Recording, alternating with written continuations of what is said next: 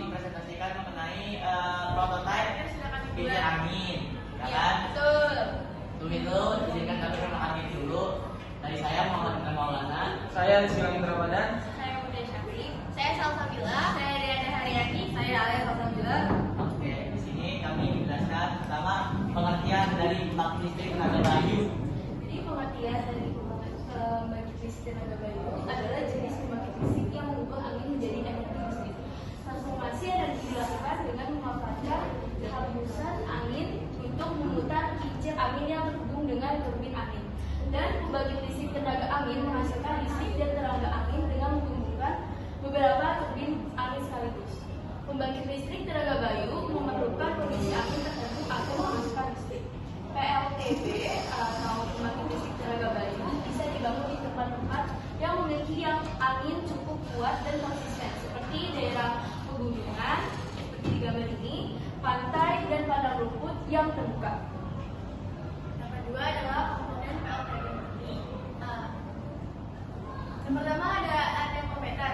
Fungsinya itu mengukur kecepatan angin dan mengirim data ke controller. Yang kedua blades atau bilah kipas. Fungsinya diputar oleh angin. Yang ketiga chronometer, alat pengontrol yang dihidupkan dan dimatikan sesuai kecepatan angin. Generator mengonversi putaran turbin menjadi listrik. Hasil atau rumah mesin terletak di atas menara. Di dalamnya berisi poros putaran tinggi atau rendah. Gearbox, generator, alat pengontrol dan alat pengereman. Nah, tower atau menara dibuat dari sekat baja atau nata atau rangkai besi. Semakin tinggi menara, semakin besar tenaga yang didapatkan. Yang ketiga adalah cara kerja. Sederhananya itu angin itu memutar turbin, yang masuk ke dalam turbin itu menghidupkan generator. Lalu setelah itu terus generator menghasilkan listrik yang akan dialirkan ke baterai, yang akan nanti dari baterai itu disalurkan ke warga-warga. Kelebihan dan kekurangan. Kelebihan kincir angin itu ramah lingkungan karena ya dari kincir angin sendiri tidak menyebabkan hal-hal yang buruk lah. Terus energi terbarukan.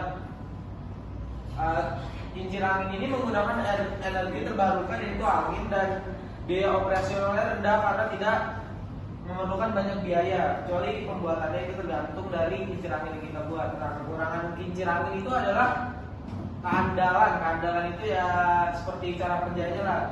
Terus suaranya yang berisik. Nah, suara yang berisik ini bisa mengganggu warga-warga ya, apalagi kita ingin buatnya di perumahan, dan itu sangat padat sekali tuh.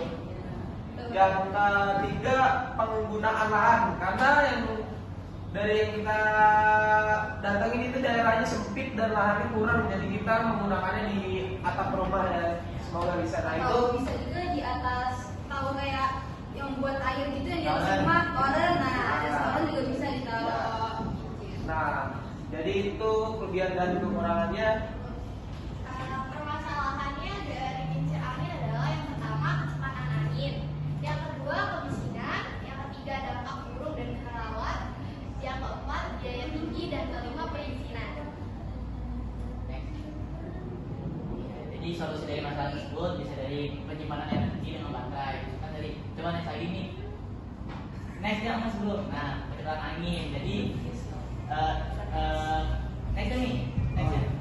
Nah, sesudahnya. Oh, sesudahnya. Sesudahnya lagi. Tolong. Lagi.